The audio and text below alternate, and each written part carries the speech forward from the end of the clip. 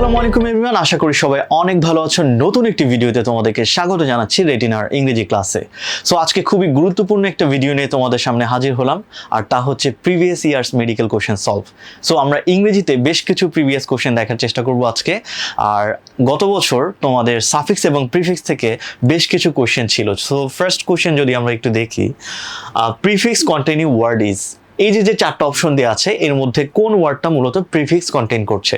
তার আগে তোমাদেরকে জেনে নেওয়া দরকার যে প্রিফিক্স এবং সাফিক্স বলতে মূলত কি বোঝায়। আমরা যদি একটু বলি প্রিফিক্স এবং হচ্ছে তোমার সাফিক্স। প্রিফিক্স বেসিক্যালি হচ্ছে রুট ওয়ার্ডের পূর্বে বসে থাকে। প্রিফিক্স কার পূর্বে বসে? রুট ওয়ার্ডের পূর্বে বসে। অপরদিকে সাফিক্স হচ্ছে রুট ওয়ার্ডের পরে বসে। সো যেই বর্ণগুচ্ছ রুট ওয়ার্ডের পূর্বে বসবে সেটাকে আমরা প্রিফিক্স বলবো, আর যেই বর্ণগুচ্ছ রুট ওয়ার্ডের পরে বসবে সেটাকে আমরা সাফিক্স বলবো। এখন অনেকে প্রশ্ন করতে পারো, ভাইয়া রুট ওয়ার্ড বলতে কি বোঝাচ্ছেন? রুট ওয়ার্ড মূলত হচ্ছে একটা শব্দকে ভাঙলে ক্ষুদ্রতম করে ওই ক্ষুদ্রতম অংশের একটা পরিপূর্ণ অর্থ দিতে পারে, মানে যার পরে আর ভাঙা যায় না। পরিপূর্ণ অর্থ বা অর্থপূর্ণ একটা শব্দ হওয়ার জন্য যতটুকু ক্ষুদ্র অংশে তাকে ভাগ করা যায় সেটাই মূলত হচ্ছে রুট ওয়ার্ড। একেবারে এরপরে আর তুমি এটাকে ভাঙতে পারবে না। তোমরা অনুপরমাণু জানো যে পরমাণুকে এরপরে আর ভাঙতে পারছি না, সেরকম। যাই হোক, সো যেই অংশটাকে, যেই শব্দের অংশটাকে আর ভাঙা যায় না এবং অর্থপূর্ণ অর্থ দেয় না, ওই পর্যন্ত যতটুকু পর্যন্ত অর্থপূর্ণ অর্থ দিচ্ছে সেটাই মূলত হচ্ছে আমাদের রুট ওয়ার্ড। সো এই রুট ওয়ার্ডের পূর্বে বসে যদি একটু বর্ণগুচ্ছ বসে সেক্ষেত্রে আমরা প্রিফিক্স বলছি, আর রুট ওয়ার্ডের যখন পরে বসতেছে একটা বর্ণগুচ্ছ সেটাকে আমরা সাফিক্স বলছি। সো এখানে জিজ্ঞেস করেছে প্রিফিক্স কোনটা, তাহলে আমরা চলো একটু ভাঙার চেষ্টা করি। যেমন ইমমোরাল, এখানে দেখো ওয়ার্ড আছে মোরাল, নৈতিকতা, ঠিক আছে, নৈতিক। সো মোরাল শব্দটাকে এরপরে কিন্তু আর ভাঙতে পারছি না। আর এর পূর্বে কিন্তু ইম, তোমরা জানো ইম, ইর ইত্যাদি ধরনের প্রিফিক্স বসে থাকে বিভিন্ন অর্থ প্রকাশ করার জন্য। সো একটু খেয়াল করে দেখো, মোরাল ওয়ার্ডটাকে, ইমমোরাল ওয়ার্ডটাকে আমরা দুইটা অংশে ভাগ করতে পারলাম, একটা হচ্ছে ইম, একটা হচ্ছে মোরাল।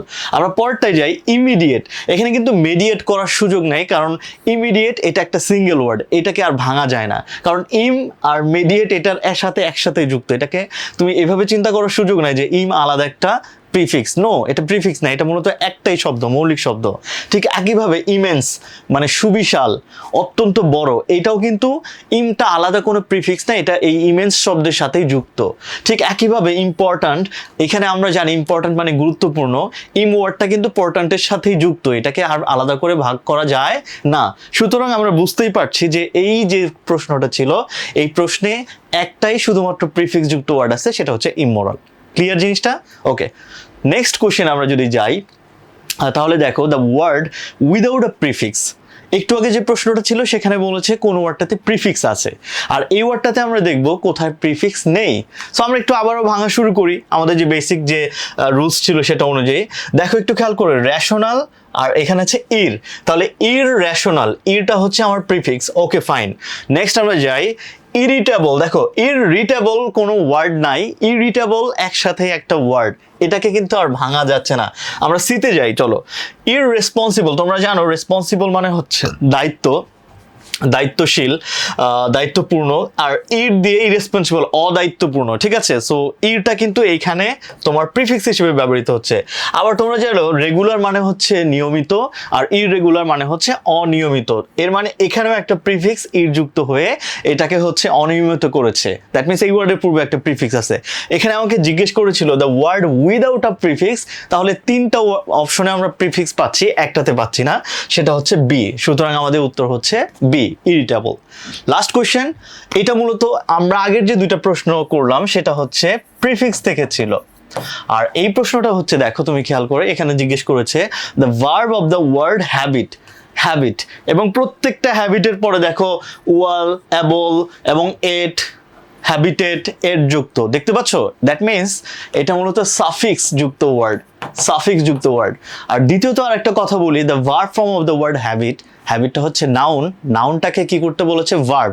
এটা হচ্ছে পার্টস অফ স্পিচের একটা topic, interchange of parts of speech, মানে নাউনকে তুমি অ্যাডজেক্টিভ বানাতে পারো, নাউনকে তুমি ভার্ব বানাতে পারো, অ্যাডজেক্টিভকে তুমি অ্যাডভার্ব বানাতে পারো। এই যে এক ধরনের পার্টস অফ স্পিচকে ডিফারেন্ট পার্টস অফ স্পিচ বানানোর যে নিয়ম, এটাই মূলত ইন্টারচেঞ্জ। আর এখানে ইন্টারচেঞ্জই করতে বলা হয়েছে, একটা নাউনটাকে কি করতে বলা হয়েছে, ভার্ব বানাতে বলা হয়েছে। আর আমরা জানি ইন্টারচেঞ্জ করার ক্ষেত্রে নর্মালি হচ্ছে সাফিক্স এবং প্রিফিক্স ব্যবহৃত হয়। এই জায়গাতে আমরা দেখতে পাচ্ছি প্রত্যেকটাতে সাফিক্স ব্যবহৃত হচ্ছে। এখন প্রশ্ন হচ্ছে কোন সাফিক্সটা হ্যাবিটের জন্য ভার্ব তৈরি করবে। এই ক্ষেত্রে আমি তোমাদেরকে বলতে চাই ইন্টারচেঞ্জে আমরা বেশ কিছু নিয়ম জানি। সেটা হচ্ছে তোমার অ্যাডজেক্টিভ তৈরিতে কিছু সাফিক্স ব্যবহৃত হয়, ভার্ব তৈরিতে কিছু সাফিক্স ব্যবহৃত হয়। তোমাদেরকে যদি আমি কয়েকটা বলি, যেমন ভার্ব তৈরিতে এন, টি, ইফি, অ্যাট, আইস, এটাকে আমি যখন পড়াই তখন এভাবে করে বলি এনটিফি অ্যাটাইস। নাউন এবং অ্যাডজেক্টিভের সাথে যদি এনটিফি অ্যাটাইস যুক্ত করা যায়, এই সাফিক্সগুলো এখানে কিন্তু 5টা সাফিক্স আছে, ইএন, টি, ইফি, এট এবং আইসি, 5টা সাফিক্স আছে। এই সাফিক্সগুলো যদি কোনো একটা নাউন বা অ্যাডজেক্টিভের পরে যুক্ত করা যায়, সেক্ষেত্রে কিন্তু সেটা ভার্ব হয়ে যায়। সো এখানে আমার ছিল হচ্ছে হ্যাবিট। সো এবং তোমরা বুঝতেই পারছো ভার্বের সাফিক্সগুলো কমনলি এগুলা। সো এখানে দেখো তো কোনটা হ্যাবিচুয়াল। হ্যাবিচুয়াল দিয়ে দেখো একটু খেয়াল করে, আমরা হ্যাবিচুয়াল, হ্যাবিটটা মূলত ছিল নাউন, আর হ্যাবিচুয়াল যেটা এটা কিন্তু মূলত অ্যাডজেক্টিভ। আর হ্যাবিচুয়েট একটু খেয়াল করে দেখো ভার্বের যে সাফিক্সগুলোর মধ্যে এটা কিন্তু মিলে যাচ্ছে হ্যাবিচুয়েট। এটা আমরা আসতেছি। নেক্সট হচ্ছে অ্যাবল। অ্যাবলি বলিভ, লাইক আস ইশ, ওয়াইলি ইক, লেস সামফুল। এই ওয়ার্ডগুলি আবার হচ্ছে তোমার অ্যাডজেক্টিভের সাফিক্স, এটাও হচ্ছে না, আমাকে জিজ্ঞেস করছে ভার্ব। আর হ্যাবিটেট এটা ডিফারেন্ট একটা ওয়ার্ড, এটা হচ্ছে আবাসস্থল বোঝায়, এটা একটা নাউন। সুতরাং আমাদের যে কাঙ্ক্ষিত উত্তর verb of the word habit হচ্ছে বি নাম্বারটা। বুঝতে পেরেছো? সো এভাবে করে কিন্তু খুব সিম্পলি আমরা প্রিভিয়াস কোয়েশ্চেনগুলো সলভ করতে পারি, যেটা আমাদের পরবর্তী মেডিকেল কোয়েশ্চেনের জন্য খুব সহজে আনসার করতে হেল্প করবে। সো আজকে এই পর্যন্তই, পরবর্তী কোনো ভিডিওতে তোমাদের সাথে দেখা হবে। সবাইকে অসংখ্য ধন্যবাদ। আসসালামু আলাইকুম।